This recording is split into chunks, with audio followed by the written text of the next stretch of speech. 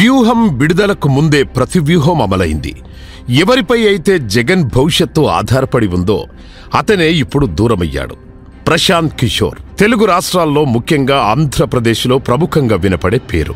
ఓటమితో డీలా పడిన వైసీపీకి జీవం పోసి చరిత్రలో కనీవిని ఎరగని విజయాన్ని అందించిన వ్యక్తి ప్రశాంత్ కిషోర్.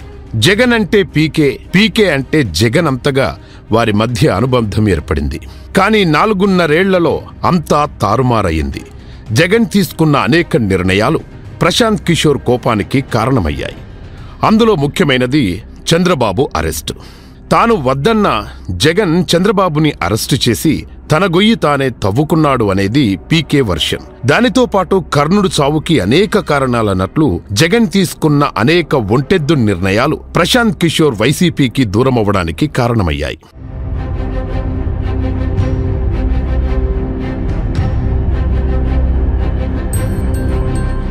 చంద్రబాబు అరెస్టు సమయంలో లోకేష్ ఢిల్లీలో ఉన్నాడు.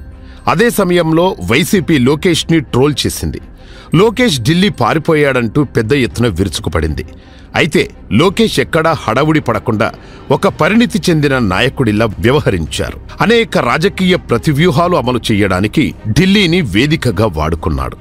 జగన్ పట్ల పీకే అసంతృప్తిగా ఉన్నాడు అనే విషయాన్ని గమనించిన లోకేష్ తన మిత్రుడు కిలారు రాజేష్ని అస్త్రంగా ప్రయోగించాడు. అంతా వారు అనుకున్నట్లే జరిగింది. ఢిల్లీలోనే జగన్ పతనానికి నాంది పడింది. ఒక పక్క చంద్రబాబుని జగన్ అరెస్టు చేయించాడు అంటూ వైసీపీ వారు సంబరాలు చేసుకుంటున్న సమయంలోనే లోకేష్ 2024 ఎన్నికలు గెలవడానికి కావలసిన అన్ని అస్త్రాలు సిద్ధం చేసుకున్నాడు. కిలారు రాజేష్ చాప కింద నీరులా ప్రశాంత్ కిషోర్ని లోకేష్ దగ్గరికి తీసుకురావడంలో సక్సెస్ అయ్యారు. వాస్తవానికి ప్రశాంత్ కిషోర్ చంద్రబాబు అరెస్ట్ అయిన సందర్భం నుండే లోకేష్తో కలిసి పనిచేయడం మొదలుపెట్టాడు.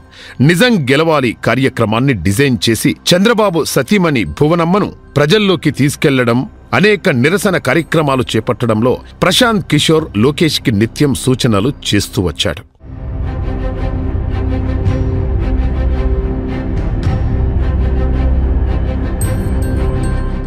ఢిల్లీలో లోకేష్, కిలారు రాజేష్ వైసీపీని డ్యామేజ్ చేసే అతిపెద్ద ప్రణాళిక అమలు చేస్తున్నా ఢిల్లీలో మేము తోపులం అని చెప్పుకునే వైసీపీ నాయకులు, ఇంటెలిజెన్స్ వారు ఈ విషయాన్ని గమనించకపోగా లోకేష్ భయపడి దాక్కున్నాడు అంటూ జగన్ని తప్పుదోవ పట్టించారు.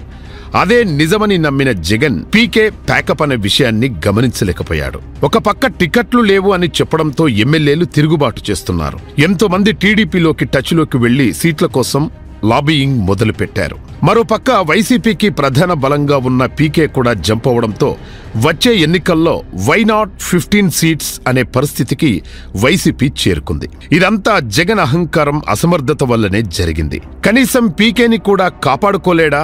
అంతేలే, అమ్మా చెల్లి వెళ్లిపోయారు, పీకే ఆలస్యంగా కళ్ళు తెరిచినట్టున్నాడు అంటూ వైసీపీ నాయకులు ఆఫ్ ద రికార్డ్ గుసగుసలాడుకుంటున్నారు. లోకేష్, కిలార్ రాజేష్ ప్రతివ్యూహం అమలు చేయడంలో సక్సెస్ అయ్యారు. వైసీపీని డిఫెన్స్ లో పడేయడంలో సూపర్ సక్సెస్ అయ్యారు. అంతా అద్భుతంగా ఉందని చెప్పే సలహాదారుల వలనే జగన్కి ఈ దుస్థితి వచ్చిందని విశ్లేషకులు అంచనా వేస్తున్నారు.